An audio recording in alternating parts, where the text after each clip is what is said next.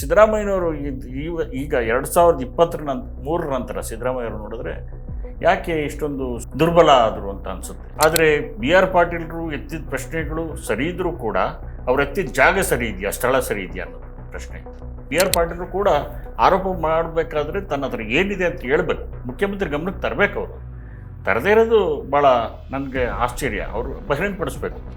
ವಿಚಾರಣೆ ನಡೆಯಲ್ಲ, ತನಗೆ ಸತ್ಯ ಸಿಗಲ್ಲ, ನ್ಯಾಯ ಸಿಗಲ್ಲ ಅಂತ ಬಿ ಆರ್ ಪಾಟೀಲ್ಗೆ ಅನಿಸಿದ್ರೆ ಲೋಕಾಯುಕ್ತಕ್ಕೆ ಕಂಪ್ಲೇಂಟ್ ಕೊಡ್ಬೋದಲ್ಲ. ಲೋಕಾಯುಕ್ತ ಇದೆಯಲ್ಲ, ಸಚಿವ ಸಂಪುಟ ಪುನರ್ರಚನೆ ಮಾಡಬೇಕು ಅಂದಾಗ ಒಂದು ರೀತಿ ಅದು ಜೈನ್ಗೂಡು ಕೈ ಹಾಕಿದಾಗ ಈಗ ನಿಮಗೆ 10 ಜನ ಅತೃಪ್ತರು ಸಿಗ್ತಾರೆ, ಆಮೇಲೆ ಎಲ್ಲರೂ ಅತೃಪ್ತರಾಗ್ತಾರೆ. ವರ್ಷಕ್ಕೊಂದ್ಸಲನಾದರೂ ಸಚಿವರ ಕಾರ್ಯವೈಖರಿನ ರಿವ್ಯೂ ಮಾಡದೇ ಇದ್ರೆ ಹಿಂಗಾಗತ್ತೆ. ಯಾಕೆ ಬಟ್ ಈಗ ಆಲ್ರೆಡಿ 2 ವರ್ಷ ಆಯ್ತು, ಮಾಡಿಲ್ಲ. ಕಾಂಗ್ರೆಸ್ ಹೈಕಮಾಂಡ್ ಮಾಡಿಲ್ಲ, ಮುಖ್ಯಮಂತ್ರಿ ಅವರು ಮಾಡಿಲ್ಲ. ಈಗಲೂ ಕಾಲ ಮಿಂಚಿಲ್ಲ. 2 ವರ್ಷ ಆಯ್ತು. ಈಗ 2 ವರ್ಷ ಆದ್ಮೇಲೆ ಈಗ ರಿವ್ಯೂ ಮಾಡ್ಬೋದಲ್ಲ. ಈ ಸಕಾಲ ನಾನು ರಿವ್ಯೂ ಮಾಡ್ತೀನಿ, ಅಧ್ಯಕ್ಷನ ಕೈ ಬಿಡ್ತೀನಿ, ಬೇರೆಯವ್ರಿಗೆ ಅವಕಾಶ ಕೊಡ್ತೀನಿ ಅಂತ ಹೇಳಿದ್ರೆ ಯಾರು ಬೇಡ ಅಂತಾರೆ? ಹೈಕಮಾಂಡ್ ಕೂಡ ಬೇಡ ಅಂತ ಹೇಳೋಕ್ಕಾಗಲ್ಲ. ಯಾಕೆಂದ್ರೆ ಸರಿಯಾದ ಕ್ರಮ ಅದು. ಗೃಹಲಕ್ಷ್ಮಿ ವಿಷಯದಲ್ಲಿ ಸರ್ಕಾರ ನಮ್ಮ ಟ್ಯಾಕ್ಸ್ ದುಡ್ಡೆಲ್ಲ ತಗೊಂಡೋಗಿ ಅವ್ರು ಕೊಟ್ಬಿಡ್ತಿದೆ ಅಂತ ಬೇರೆಯವ್ರ ಕೈಲೂ ಬಯಸ್ಕೊತಿದ್ರೆ, ಅವರು ಯಾರು ಫಲಾನುಭವಿಗಳಿದಾರಲ್ಲ ಅವರು ಬೈತಾರೆ. ಅವರು ಕೂಡ ನಮ್ಗೆ ಸರಿಯಾಗಿ ಕೊಡ್ತಾ ಇಲ್ಲ ಅಂತ ಅವರು ಬೈತಾರೆ. ಹೌದು. ನಮಸ್ಕಾರ, ವಾರ್ತಾ ಭಾರತೀಯ ವೀಕ್ಷಕರಿಗೆ political.com ಕಾರ್ಯಕ್ರಮಕ್ಕೆ ಸ್ವಾಗತ. ನಾನು ಧರಣೀಶ್ ಪುಕನಿಕೆರೆ. ರಾಜ್ಯ ರಾಜಕಾರಣದಲ್ಲಿ ಬೇರೆ ಬೇರೆ ರೀತಿಯ ಬೆಳವಣಿಗೆಗಳು ಆಗ್ತಿದ್ದಾವೆ. ಭಾಳ ಇಂಟ್ರೆಸ್ಟಿಂಗ್ಲಿ ಈ ಆಡಳಿತ ಪಕ್ಷದ ಶಾಸಕರೇ ಸರ್ಕಾರದ ವಿರುದ್ಧ ಆಕ್ರೋಶವನ್ನು ವ್ಯಕ್ತಪಡಿಸ್ತಿದ್ದಾರೆ. ಅನುದಾನ ಬಿಡುಗಡೆಗೆ ಸಂಬಂಧಪಟ್ಟಂತೆ, ಬೇರೆ ಕೆಲಸಗಳಾಗ್ತಿಲ್ಲ ಅನ್ನೋ ವಿಷಯಕ್ಕೆ ಸಂಬಂಧಪಟ್ಟಂತೆ ಭಾಳ ಕೋಪ ತಾಪಗಳನ್ನು ತೋಡ್ಕೊಳ್ತಾ ಇದ್ದಾರೆ. ಯಾವ ಕಾರಣಕ್ಕೆ? ಈ ಕೋಪದ ಹಿಂದೆ ಇರುವಂಥ ಕಾಳಜಿ ಅಥವಾ ಕಾರಣ ಏನು? ನಿಜಕ್ಕೂ ಅವರ ಕೆಲಸ ಆಗ್ತಿಲ್ಲ, ಅವರ ಕ್ಷೇತ್ರದ ಕೆಲಸ ಆಗ್ತಿಲ್ಲ, ಅನುದಾನ ಬಿಡುಗಡೆ ಆಗ್ತಿಲ್ಲ ಅನ್ನುವ ಕಾರಣಕ್ಕೋಸ್ಕರ ಈ ರೀತಿ ಅಸಮಾಧಾನಗೊಂಡಿದ್ದಾರಾ, ಅಥವಾ ಬೇರೆ ಏನಾದರೂ ಕಾರಣ ಇದೆಯಾ? ಯಾಕೆಂದರೆ ರಾಜಕೀಯ ಕಾರಣಗಳು ಕೆಲವೊಮ್ಮೆ ಇರ್ತವೆ, ಅಥವಾ ಬೇರೆ ಬೇರೆ ರೀತಿ ಬೇರೆ ಬೇರೆ ಸಂದರ್ಭದಲ್ಲಿ ಕೆಲಸ ಮಾಡ್ತಿರ್ತವೆ. ಆ ಥರದ ಕಾರಣಗಳೇನಾದರೂ ಇದೆವಾ ಅನ್ನುವಂಥ ಒಂದು ಪ್ರಶ್ನೆ ಇದೆ. ಎಲ್ಲದ್ರ ಬಗ್ಗೆ ಮಾತಾಡೋಣ. ನಮ್ಮ ಜೊತೆ ಹಿರಿಯ ಪತ್ರಕರ್ತರಾದಂತಹ ಹೊನಕೆರೆ ನಂಜುಂಡೇಗೌಡರಿದ್ದಾರೆ. ನಾನು ಅವ್ರ ಜೊತೆ ಮಾತಾಡ್ತೀನಿ. ಅದಕ್ಕೂ ಮೊದಲು ನಾನು ನಿಮಗೆ ಮನವಿ ಮಾಡ್ತಿದ್ದೀನಿ, ನೀವಿನ್ನೂ ವಾರ್ತಾ ಭಾರತಿಯನ್ನು ಸಬ್ಸ್ಕ್ರೈಬ್ ಮಾಡಲಿಲ್ಲ ಅಂದರೆ ದಯವಿಟ್ಟು ಸಬ್ಸ್ಕ್ರೈಬ್ ಮಾಡಿ, ಹಾಗೆ ಲೈಕ್ ಮಾಡಿ, ಶೇರ್ ಮಾಡಿ, ಮತ್ತು ನಿಮ್ಮ ಅಭಿಪ್ರಾಯವನ್ನು ಕೂಡ ತಿಳಿಸಿ. ಈಗ ನಂಜುಂಡೇಗೌಡ ಅವ್ರ ಜೊತೆಗೆ ಸಂದರ್ಶನವನ್ನು ಶುರು ಮಾಡ್ತೀನಿ. ಸರ್, ಕಾರ್ಯಕ್ರಮಕ್ಕೆ ಸ್ವಾಗತ. ನಮಸ್ಕಾರ ಧನೇಶ್. ಈಗ ಈ ಶಾಸಕರು ಮಾತಾಡ್ತಿದಾರಲ್ಲ, ಏನು ಕಾರಣ ಏನಿರ್ಬೋದು ಅಂತ ಅನ್ಸುತ್ತೆ ನಿಮಗೆ? ಅಲ್ಲ, ನಾವು ಕಾರಣ ತಿಳಿಯೋಕ್ಕೆ ಮುಂಚೆ ಈಗ ಬಿ ಆರ್ ಪಾಟೀಲ್ರು ಮಾತಾಡಿದ್ದಾರೆ. ನಿನ್ನೆ ಕಲಬುರಗಿಯಲ್ಲಿ ಮಾತಾಡಿದ್ದಾರೆ. ಭಾಳ ಸೀರಿಯಸ್ ಇಶ್ಯೂಗಳನ್ನ ಅವ್ರು ಎತ್ತಿದ್ದಾರೆ. ಒಂದು ಸರ್ಕಾರ ಆತ್ಮಾವಲೋಕನ ಮಾಡಿಕೊಳ್ಳುವಂಥ ಒಂದು ವಿಚಾರಗಳು. ಆದರೆ ಅವ್ರು ಎಲ್ಲೆತ್ತಬೇಕಾಗಿತ್ತು, ಎಲ್ಲೆತ್ತಿದ್ದಾರೆ ಅನ್ನೋದು ಬೇರೆ ಪ್ರಶ್ನೆ.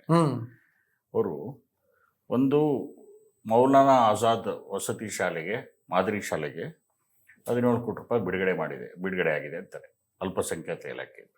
ಅದಕ್ಕೆ ಮುಂಚೆ KKRDBಯಿಂದ, ಕಲ್ಯಾಣ ಕರ್ನಾಟಕ ರೀಜನಲ್ ಡೆವಲಪ್ಮೆಂಟ್ ಇದರಿಂದ 17 ಕೋಟಿ ರೂಪಾಯಿ ಬಿಡುಗಡೆ ಆಗಿದೆ. ಇಷ್ಟೇ 2 ಸಾರಿ ಹಣ ಬಿಡುಗಡೆ ಆಗಿದೆ. ಇದು ಸೀರಿಯಸ್ ಅಲಿಗೇಷನ್. ಈ ಅಲಿಗೇಷನ್ ಬಗ್ಗೆ ಮೊದಲು ವಿಚಾರಣೆ ನಡೆಸಬೇಕು. ಅದು ಅತ್ಯಂತ ಗಂಭೀರವಾದ ಆರೋಪ. ಇನ್ನೊಂದು ಆರೋಪ ಅವ್ರು ಮಾಡಿರೋದು ಶಿಷ್ಟಾಚಾರ ಉಲ್ಲಂಘನೆ ಆಗಿದೆ, ನನ್ನ ಭೂಮಿ ಪೂಜೆ, ಗುದ್ಲಿ ಪೂಜೆಗೆ ಕರೆದಿಲ್ಲ ಅಂತೇಳಿ. ಯಾವುದೇ ಒಂದು ಕ್ಷೇತ್ರದಲ್ಲಿ ಯಾವುದೇ ಕಾರ್ಯಕ್ರಮ ನಡೀಬೇಕಾದ್ರೆ ಶಿಷ್ಟಾಚಾರ ಪಾಲನೆ ಆಗಬೇಕು. ಆ ಕ್ಷೇತ್ರದ ಶಾಸಕರನ್ನ ಕರಿಬೇಕು, ಅವ್ರ ಅಧ್ಯಕ್ಷತೆಯಲ್ಲೇ ಇದು ನಡಿಬೇಕು ಅಂತೇಳಿ ಸರ್ಕಾರದ ಶಿಷ್ಟಾಚಾರ ಇದೆ. ಸೊ ಹಂಗಾಗಿ ಅವೆಲ್ಲವೂ ಕೂಡ ಉಲ್ಲಂಘನೆ ಆಗಿದೆ ಅಂತ ಹೇಳ್ತಿದ್ದಾರೆ. ಅದ್ರ ಬಗ್ಗೆ ವಿಚಾರಣೆ ಆಗಬೇಕು. ಆದರೆ ಬಿ ಆರ್ ಪಾಟೀಲ್ರು ಎತ್ತಿದ ಪ್ರಶ್ನೆಗಳು ಸರಿ ಇದ್ರೂ ಕೂಡ ಅವ್ರು ಎತ್ತಿದ ಜಾಗ ಸರಿ ಇದೆಯಾ, ಸ್ಥಳ ಸರಿ ಇದೆಯಾ ಅನ್ನೋ ಪ್ರಶ್ನೆ. ಯಾವುದೇ ಪಕ್ಷದ ಯಾವುದೇ ಒಬ್ಬ ಶಾಸಕರು ಅವ್ರಿಗೆ ಅಸಮಾಧಾನ ಆದಾಗ, ಒಂದು ನಿಮಿಷ ಮುಗಿಸ್ಬಿಡ್ತೀನಿ, ಅವ್ರಿಗೆ ಅಸಮಾಧಾನ ಆದಾಗ ಪಕ್ಷದ ವೇದಿಕೆಗಳಿರ್ತವೆ. ಪಕ್ಷದ ವೇದಿಕೆಯಲ್ಲಿ ಎತ್ತಬೇಕು, ಶಾಸಕ ಪಕ್ಷದೊಳಗೆ ಎತ್ತಬೇಕು, ಅಥವಾ ಮುಖ್ಯಮಂತ್ರಿಗಳು ಸಂಬಂಧಪಟ್ಟ ಇಲಾಖೆ ಮಂತ್ರಿಗಳಿಗೂ ಗಮನಕ್ಕೆ ತರಬೇಕು. ಹಾಗಿದ್ದಾಗ ಅದು ಸೂಕ್ತವಾಗಿ ಇರುತ್ತೆ. ಅದರ್ವೈಸ್ ಏನಾಗುತ್ತೆ ಅಂದರೆ ನಿಮಗೆ ಬೀದಿಲಿ ಬಂದು ಕೆಸರು ಎರಚ್ಕೊಂಡಾಗತ್ತೆ. ಸರ್ಕಾರದ ಮೇಲೆ ಅದು ಗಂಭೀರ ಪರಿಣಾಮ ಬೀರುತ್ತೆ. ವಿರೋಧ ಪಕ್ಷಗಳಿಗೆ ಸರ್ಕಾರದ ಕಾಲು ಎಳೆಯೋದಕ್ಕೆ ಇವರೇ ಮುಂದೆ ಅವಕಾಶ ಕೊಟ್ಟಂಗಾಗತ್ತೆ.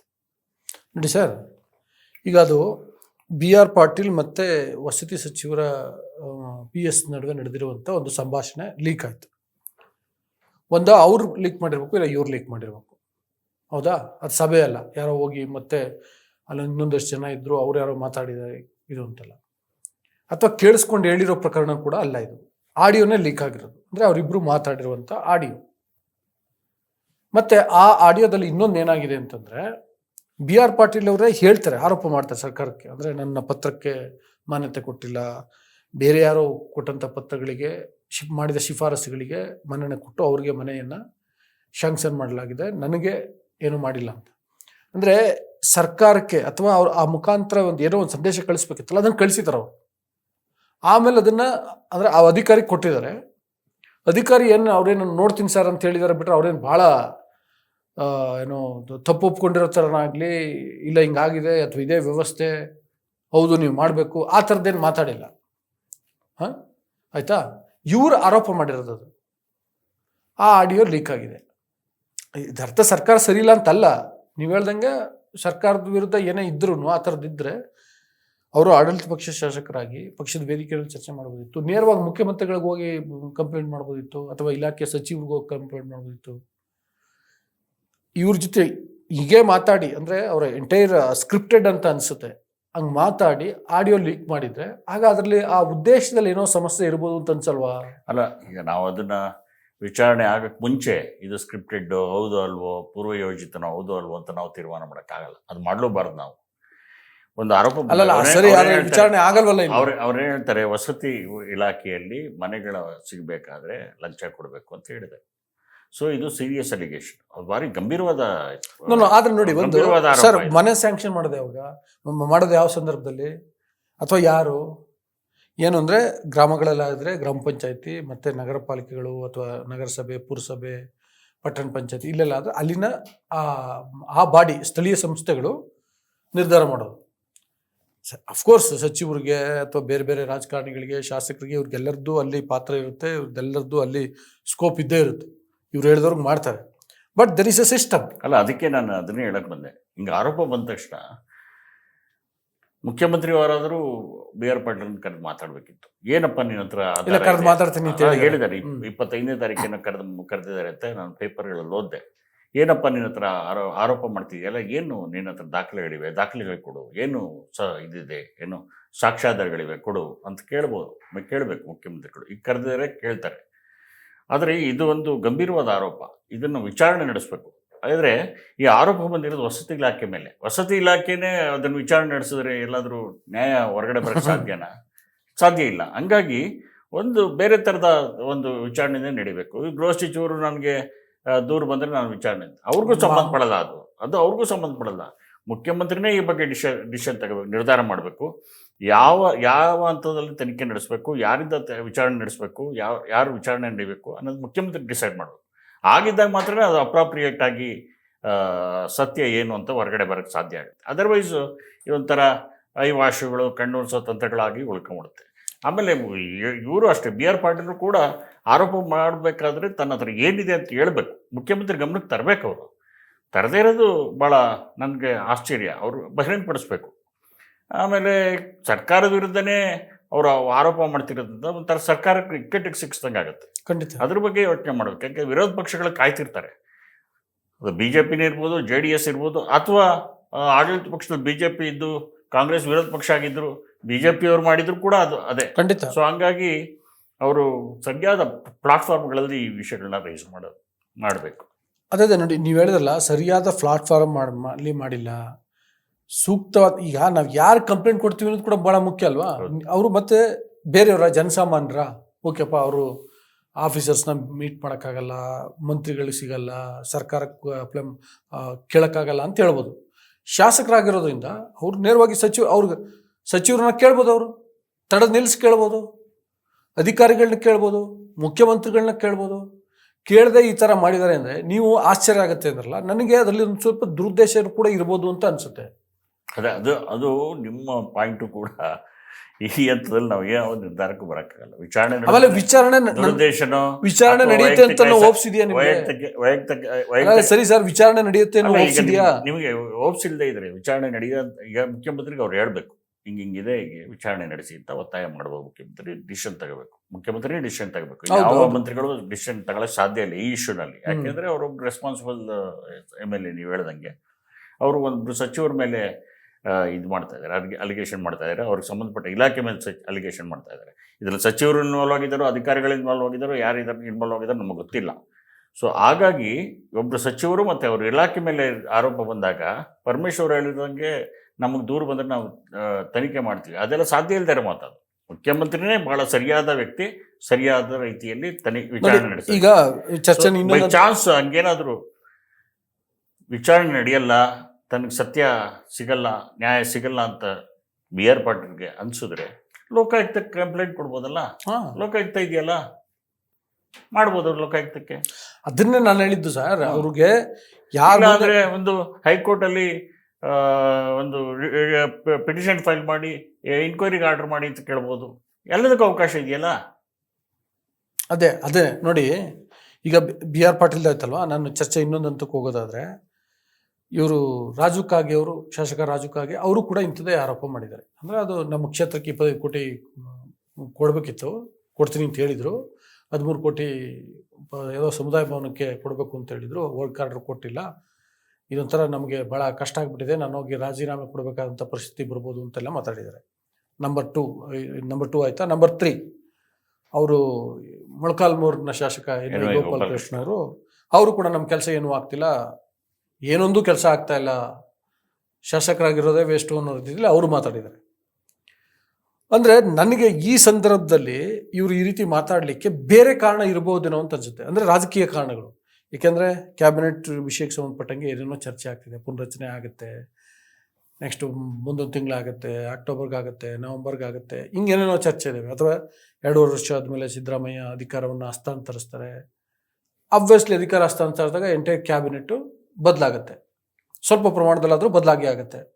ಆಗ ನಮ್ಗೆ ಅವಕಾಶ ಸಿಗಲಿ ಅಂತ ಈಗಲಿಂದ ಇವರೇನಾದರೂ ಮಾಡ್ತಿರ್ತಾರ, ಅಥವಾ ಯಾರು ಮುಖ್ಯಮಂತ್ರಿ ಆಕಾಂಕ್ಷಿ ಅಂತ ಇದ್ದಾರೋ ಅವ್ರನ್ನ ಮನವೊಲಿಸ್ಕೊಳ್ಳಿಕ್ಕೋಸ್ಕರ ಹಿಂಗೆ ಮಾಡ್ತಿದ್ದಾರಾ, ಈ ಥರದ ಅನುಮಾನಗಳು ಕೂಡ ಕೇಳಿಬರ್ತಿದ್ದಾವೆ. ಅದಕ್ಕೆ ನಿಮಗೆ ಸಹಜ. ನಿಮ್ಗೆ ನೋಡಿ, ಕಳೆದ 6 ತಿಂಗಳ ಕಾಂಗ್ರೆಸ್ ಪಕ್ಷದೊಳಗಿನ, ಕಾಂಗ್ರೆಸ್ ಸರ್ಕಾರದೊಳಗಿನ ಡೆವಲಪ್ಮೆಂಟ್ ಗಮನಿಸಿದ್ರೆ ಎಲ್ಲವೂ ಸರಿ ಇಲ್ಲ ಅಂತ ಅನ್ಸುತ್ತೆ.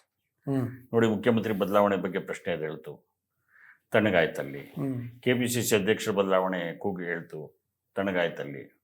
ಆಮೇಲೆ ಹಿಂದುಳಿದ ವರ್ಗಗಳ ಸಚಿವರು, ಅದರಲ್ಲೂ ಪರಿಶಿಷ್ಟ ವರ್ಗದ ಸಚಿವರು ಮಾತಾಡಿದ್ರು, ಅವರು ಆಮೇಲೆ ತಣ್ಣಗಾಯ್ತು. ಹೈಕಮಾಂಡ್ ಅಂಗ್ಳಕ್ಕೆ ಹೋಯ್ತು. ಹೈಕಮಾಂಡ್ ಕೂಡ ಏನು ಮಾಡ್ತು ಅಂತ ನಮ್ಗೆ ಒಳಗಡೆ ಗೊತ್ತಿಲ್ಲ. ಇನ್ಸೈಡ್ ಸ್ಟೋರಿಗಳು ನಮಗೆ ಗೊತ್ತಿಲ್ಲ.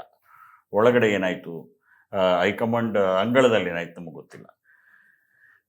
ನೋಡಿದ್ರಿ ಈ ಬೆಳವಣಿಗೆಗಳು ಗಮನಿಸಿದ್ರೆ ಕಾಂಗ್ರೆಸ್ ಸರ್ಕಾರದಲ್ಲಿ, ಪಕ್ಷದೊಳಗೆ ಎಲ್ಲವೂ ಸರಿ ಇಲ್ಲ ಅನ್ನೋ ಒಂದು ಇದಂತೂ ನಮಗೆ ಅನುಮಾನ ಅಂತೂ ಬರುತ್ತೆ.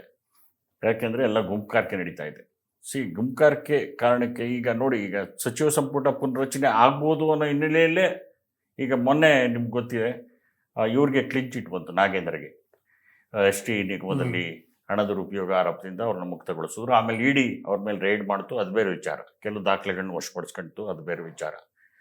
ಆಗ ನಾಗೇಂದ್ರ ಅವ್ರನ್ನ ಮತ್ತೆ ತಗೊಳ್ತಾರೆ ಅಂತ ಹೇಳಿ ಚರ್ಚೆ ಆಗ್ತಿತ್ತು. ಅದಕ್ಕೆ ಬ್ರೇಕ್ ಬಿತ್ತು. ಯಾಕೆಂದರೆ ಈಗ ನಿಮಗೆ ಸಚಿವ ಸಂಪುಟ ಪುನರ್ರಚನೆ ಮಾಡಬೇಕು ಅಂದಾಗ ಒಂದು ರೀತಿ ಅದು ಜೇನುಗೂಡು ಕೈ ಹಾಕಿದಂಗೆ. ಈಗ ನಿಮಗೆ 10 ಜನ ಅತೃಪ್ತರು ಸಿಗ್ತಾರೆ, ಆಮೇಲೆ ಎಲ್ಲರೂ ಅತೃಪ್ತರಾಗ್ತಾರೆ. ಯಾರಾದರೂ ಒಂದಷ್ಟು ಜನಕ್ಕೆ ನೀವು ಅಕಾಮಡೇಟ್ ಮಾಡೋದು ಸಂಪುಟದಲ್ಲಿ, ಸಚಿವ ಸಂಪುಟದಲ್ಲಿ ಸಿಗದೆ ಇರೋರಿಗೆ. ಆಮೇಲೆ ಅಟ್ಲೀಸ್ಟ್ ಮೊದಲಾಗಿದ್ದಿದ್ರೆ ಮುಂದೆ ಇನ್ನೊಂದ್ಸಲ ಮಾಡ್ತಾರೆ ಅನ್ಕೋಬಹುದು. ನೆಕ್ಸ್ಟ್ ಏನಾರು ಮಾಡಿದ್ರೆ ಇನ್ನು ಯಾವಾಗ ಮಾಡ್ತಾರೋ ಅನ್ನೋದೊಂದು ಪರಿಸ್ಥಿತಿ ಬಂದ್ಬಿಡುತ್ತೆ. ಆಗ ನೀವು ಹೇಳ್ದಂಗೆ ಎಲ್ಲರೂ ಅತೃಪ್ತರಾಗ್ತಾರೆ. ಅದಕ್ಕೆ ಇದಕ್ಕೊಂದು ಪರಿಹಾರ, ಸಚಿವ ಸಂಪುಟ ಪುನರ್ರಚನೆ ಆಗದೇ ಆದರೆ ಮುಖ್ಯಮಂತ್ರಿಗಳೇನಾಗಬೇಕು, ಸರ್ಕಾರದ ಬೇರೆ ಬೇರೆ ಇಲಾಖೆಗಳನ್ನ, ಸರ್ಕಾರದ ಮಂತ್ರಿಗಳ ಕಾರ್ಯಕ್ಷಮತೆಯನ್ನು, ಅವರ ಪರ್ಫಾರ್ಮೆನ್ಸನ್ನು ರಿವ್ಯೂ ಮಾಡಬೇಕು. ಯಾರು ಈ ಕಾಂಗ್ರೆಸ್ ಸರ್ಕಾರದಲ್ಲಿ ಕೆಲವರಾದರೂ ಅಧ್ಯಕ್ಷ ಮಂತ್ರಿಗಳಿದ್ದಾರಾ? ಕೆಲವರು ಭಾಳ ಜನ ಇದ್ದಾರೆ.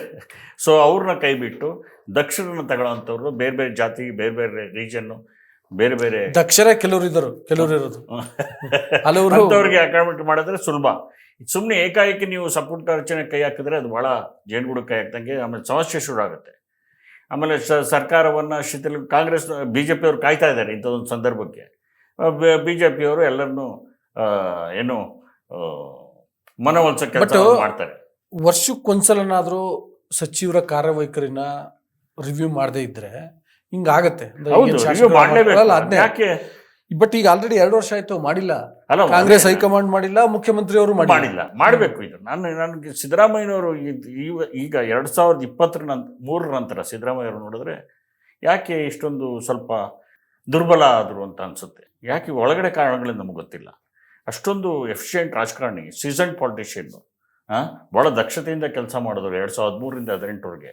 ಯಾಕೆ ಈ ಸಲ ಅಷ್ಟೊಂದು ಎಫೆಕ್ಟಿವ್ ಆಗಿ ಅವರ ಆಡಳಿತ ಕಾಣಿಸ್ತಿಲ್ಲ ಅಂತ ನನಗೆ ಆಶ್ಚರ್ಯ ಆಗುತ್ತೆ.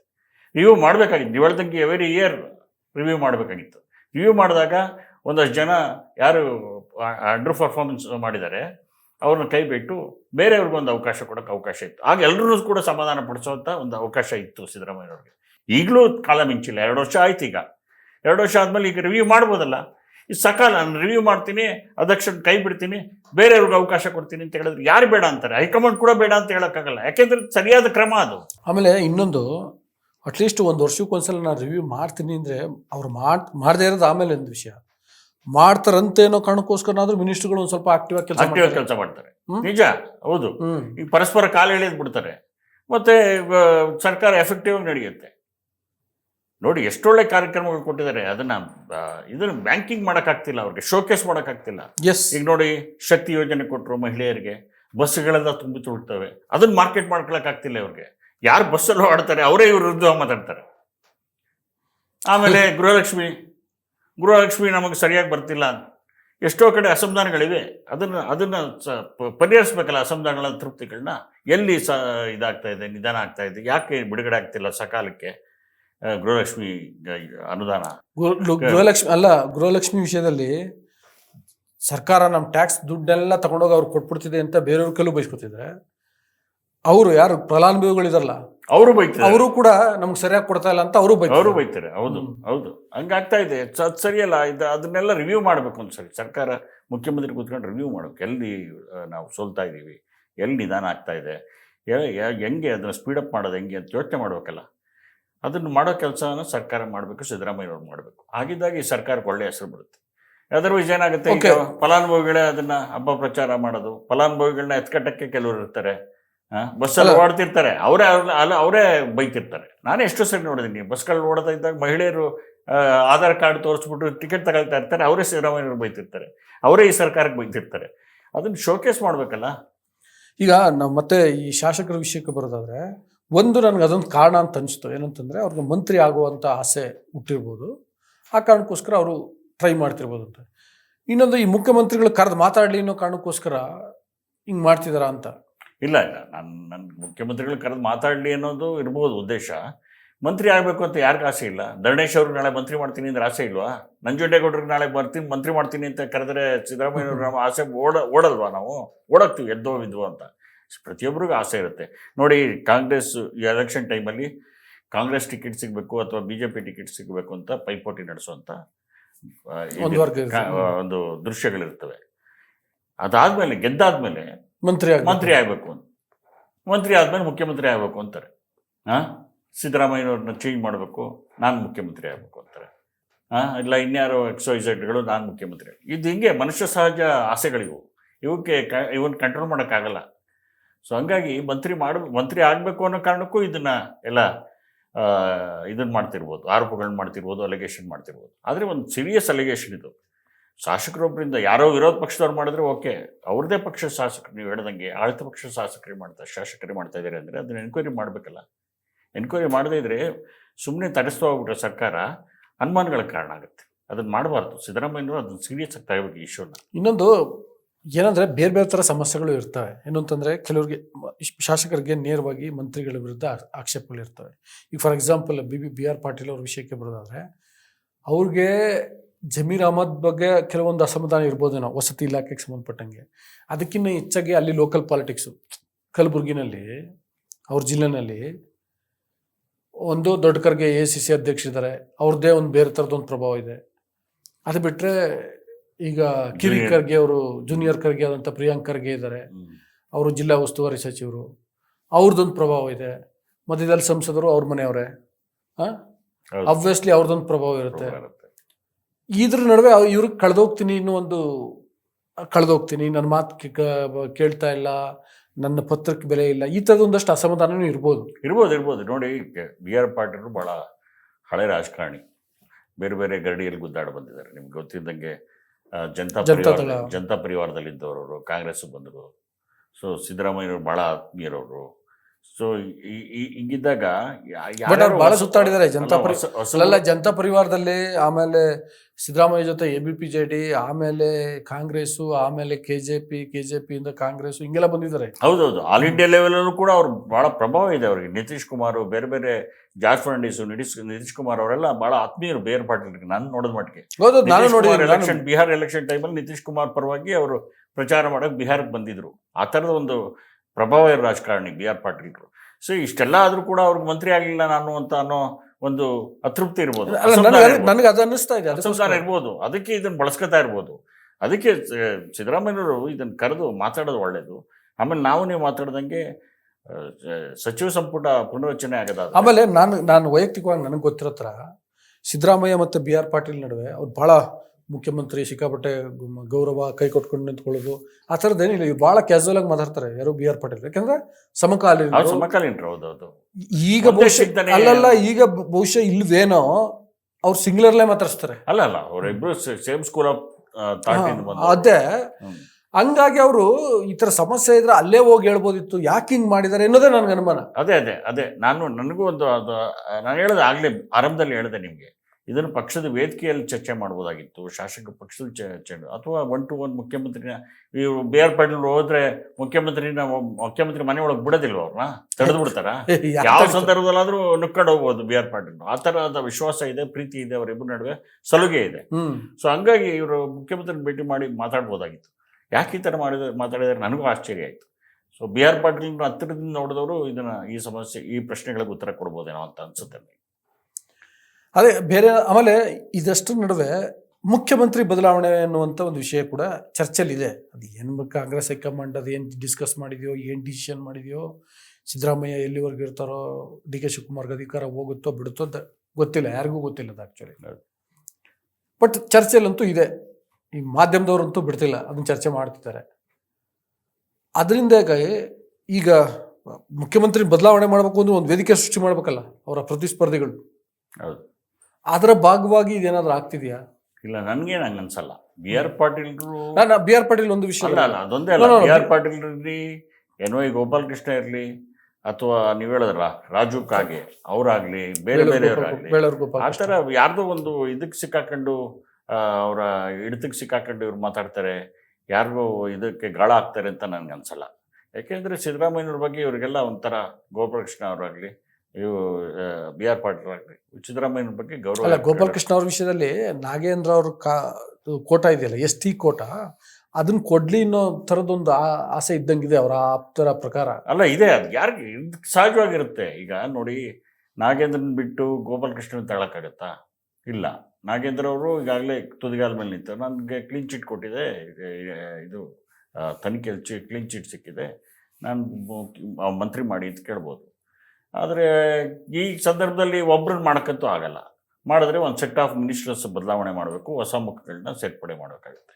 ಇದು ಆಗದೆ ಖಂಡಿತ ಹಂಗೆ ಮಾಡ್ಬೇಕಾಗತ್ತೆ. ಯಾಕೆಂದ್ರೆ ಈಗ ನಾವು ಇಷ್ಟೊತ್ತು ಚರ್ಚೆ ಮಾಡ್ತಿರೋದೇನು, ಸರ್ಕಾರದಲ್ಲಿ ಎಲ್ಲ ಸರಿ ಇಲ್ಲ, ಒಂಥರ ಡೀರೇಲ್ ಆಗಿದೆ ಅಂತಾನೆ. ಹೌದು, ಸರಿ ಮಾಡಿದ್ವಿ ಅನ್ನುವಂಥ ಒಂದು ಸಂದೇಶವನ್ನು ಜನಕ್ಕೆ ಕಳಿಸ್ಬೇಕು ಅಂತಂದ್ರೆ ಒಂದು ದೊಡ್ಡ ಮಟ್ಟದಲ್ಲಿ ಸಂಪುಟ ಪುನರಚನೆ ಆಗಬೇಕು. ಅದಕ್ಕೆ ಏಕಾಏಕಿ ಸಂಪುಟ ಪುನರಚನೆ ಕೈ ಹಾಕಿದ್ರೆ ಸಿದ್ದರಾಮಯ್ಯ ತೊಂದರೆ ಆಗುತ್ತೆ. ನೀವು ಹೇಳ್ದಂಗೆ ರಿವ್ಯೂ ಮಾಡ್ಬಿಟ್ಟು ಮಾಡ್ಬೇಕಷ್ಟೇ. ಅದು ಬಹಳ ಡ್ರಾಪ್ ಮಾಡೋರ್ಗೂ ಕೂಡ ಒಂದು ಜಸ್ಟಿಫಿಕೇಶನ್ ಇರಬೇಕು. ಹೌದು, ಸರಿಯಾದ ಕ್ರಮ, ಇದು ಸರಿಯಾದ ಕ್ರಮ. ಸಿದ್ದರಾಮಯ್ಯನವ್ರು ರಿವ್ಯೂ ಮಾಡೋದು ಕಷ್ಟ ಆಗಿ ಡಿಸಿಷನ್ ತಗೊಳಕ್ ಕಷ್ಟ ಆಗುತ್ತೆ ಅಂದ್ರೆ ರಿವ್ಯೂ ಮಾಡಿ ಹೈಕಮಾಂಡ್ಗೆ ಬಿಡಬೇಕು. ಹೈಕಮಾಂಡ್ಗೆ ಹೇಳ್ಬೋದು, ಇಂಥದ್ದು ಮಾಡಿ ನೀವು ಅವರು ಸಚಿವರ ಪರ್ಫಾರ್ಮೆನ್ಸ್ ರಿವ್ಯೂ ಮಾಡಿ, ಅವ್ರ ಕೆಲಸ ಕಾರ್ಯಗಳನ್ನ ನೋಡಿ, ಇಷ್ಟು 2 ವರ್ಷದಲ್ಲಿ ಏನು ಕೆಲಸ ಮಾಡಿ. ಆಕ್ಚುಲಿ ಮುಖ್ಯಮಂತ್ರಿಗಳೇ ಮಾಡಬೇಕು. ಅಲ್ಲ, ಮಾಡಬೇಕು. ಏನಾಗುತ್ತೆ, ಕೆಲವು ಸರಿ ಬಿಸಿ ತುಪ್ಪ ಇದು, ಉಗಿಯಕ್ಕೂ ಆಗಲ್ಲ, ನುಗ್ಗಕ್ಕೂ ಆಗಲ್ಲ.